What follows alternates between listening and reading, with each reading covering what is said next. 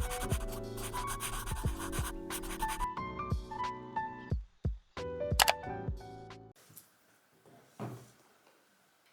and welcome to another video.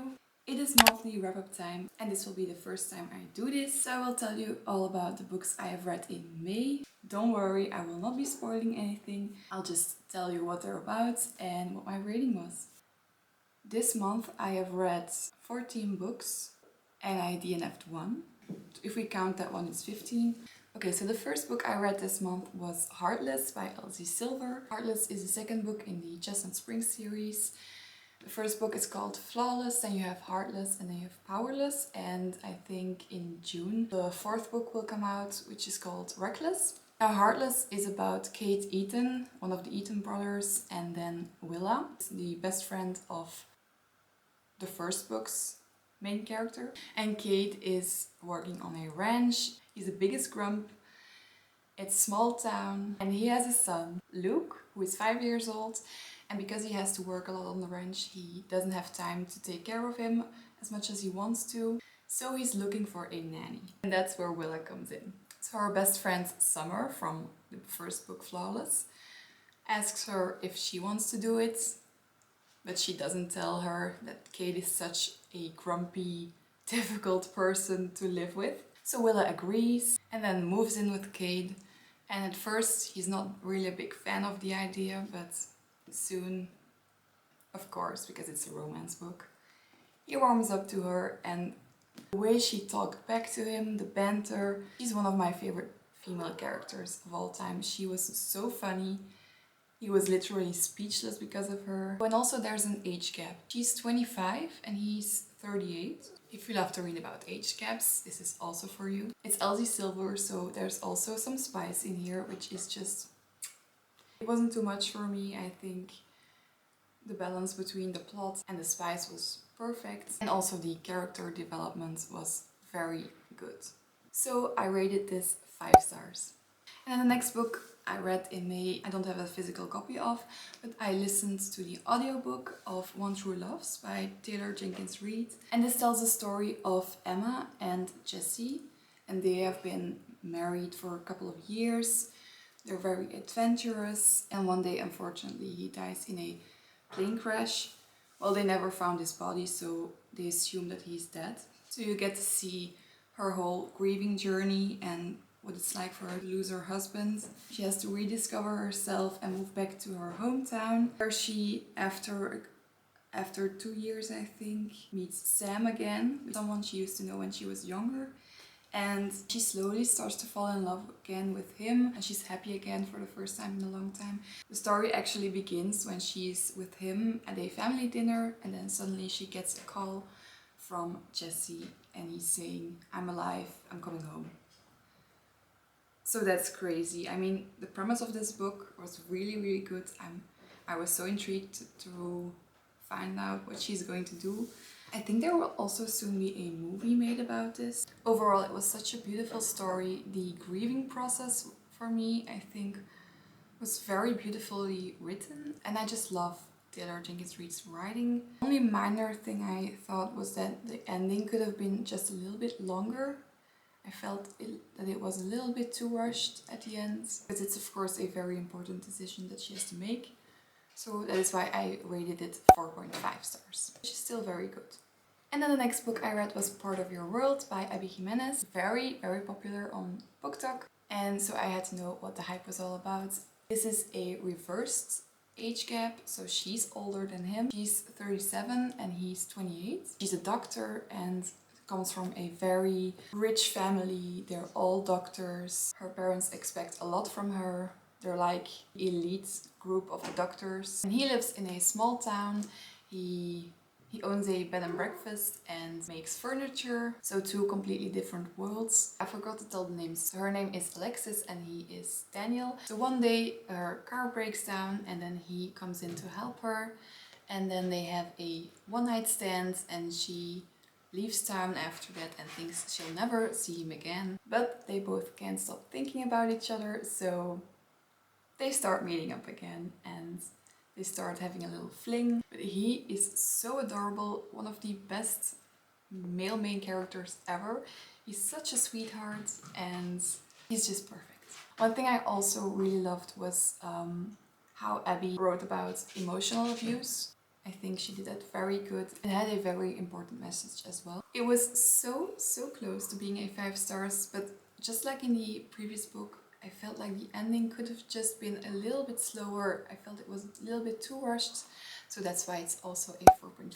And then I read After I Do by Taylor Jenkins Reid. Because I really loved the other book, One True Loves, I wanted to read a little bit more from her books, so that's why I started reading this one. And it was just perfect because it's about a married couple, Ryan and Lauren, who have been married for 8 years. But in this case, the couple starts to fall out of love and start to fight a lot, and they get to a point where they think that they're just not meant for each other, but they don't want to give up quite yet. So that is why they decide to take a break for 1 year where they cannot contact each other, so no phone calls, no texting, nothing. And this just broke my heart. I don't want to say too much about this because I think everyone should read it because it has such an important message, and you'll just have to find out what they decide in the end. So yeah, like I mentioned, 5 stars. And then I read a book on my Kindle. I got the arc of Under the Stars by Lara Pavlov. So thank you very much to her and Valentine PR. Under the Stars is the second book in the Cottonwood Cove series. The first book is called Into the Tides. This book follows Georgia and Maddox. Georgia is the sister of Hugh, and he's from the first book. And Georgia has a very bubbly personality. She's very fun, and she's also the youngest sister, so she just graduated and is looking for her first job. And she's still kind of struggling with being taken serious because she's had some bad luck with exes. So then one day she goes on an interview at Maddox's company, and he hires her, and he's like a very big grumpy man. And at first he's so irritated by her because it's like a ray of sunshine coming into his office. But of course they're both very attracted to each other and they admit it. So they start a friends with benefits situation. So the tropes in this book are friends with benefits, boss-employee relationship, small town, and grumpy sunshine. So it had all of the ingredients for a perfect book. I just missed a little bit more of, I don't know, I missed something. But I think it's also a me thing because office romances are just really not my thing. Even though this one was really good. So that's why I rated it 4 stars. But I've seen a lot of people giving this 5 stars, so it's just a me thing. Lara Pavlov's writing is so good. It's very fast paced. If you haven't read anything by her yet, I really recommend it because these books are just so fun. And Into the Tide was also really good, which was a brother's best friend's trope. So 4 stars. And look who decided to join. So the next book I read was Meant to Be by Lauren Jackson. I also read this on my Kindle, and this is also a romance book. Our 2 main characters are called Josie and Harley. They both live in this small town and everyone knows each other, and something happened between them 4 years ago. She had to move away because of that, and then the book begins where she moves back home with her parents and you don't know what happens. You soon find out that they are hating each other, or she hates him because of something that he did in the past. And when you find out what it was, crazy. While she's hating him and even has a tattoo of her birth date next to his, you know what. A very emotional read with some spice, but the character development was amazing. 5 stars. I will definitely be reading more from this author. And then I read the Heartstopper novels. I kind of made the mistake to first watch the Netflix series, which I loved. So that is why I decided to read the novels as well. It was just so cute, but a lot more emotional than I thought it was going to be. So I rated book 1, 2 and 3 4.5 stars, and then the 4th book 4 stars. And then I read Better Than the Prom, which is like a very short little story. It's actually a part of Better Than Movies, but in another character's point of view. I'm not gonna tell which one because I don't want to spoil that book. So yeah, you cannot read this one if you haven't read Better Than the Movies. And which, by the way, I rated 5 stars, so that's why I rated this little book 4.5 stars. And then I read The Housemaid by Freida McFadden. And The Housemaid is about Millie, and she was just released from prison, and I think she was in there for like 10 years, so a very big part of her life. But now she, of course, has to get a job, so she's very desperate to get one. And so she's hired to be a housemaid for a very rich family with one little daughter of, I think, 9 years old. But then, of course, some weird things start happening, and that's all I'm gonna say because you have to go blind into this book. It's just so good, and it's a thriller, so you don't want to know too much about it. So just go read it. It was 5 stars, and I definitely want to read the next book. And then the next book I read is Dear Roommate by Rosie Danan, I think, or Danan. And this is about Clara and Josh, and they're, like the title says, roommates. She doesn't know anything about him, but then when she shows her aunt a picture of him, she finds out that actually Josh is an adult film star. So we have Clara, who's very inexperienced, and then Josh, who clearly has some experience. And there is one scene, it's not a spoiler by the way, it's just one scene where she starts looking him up on the internet and she gets caught by him. It's just so funny, so much tension, very, very good. And I just love also how positive they were talking about the industry, and something you don't read about a lot, so it was very interesting. First 50% of the book I loved.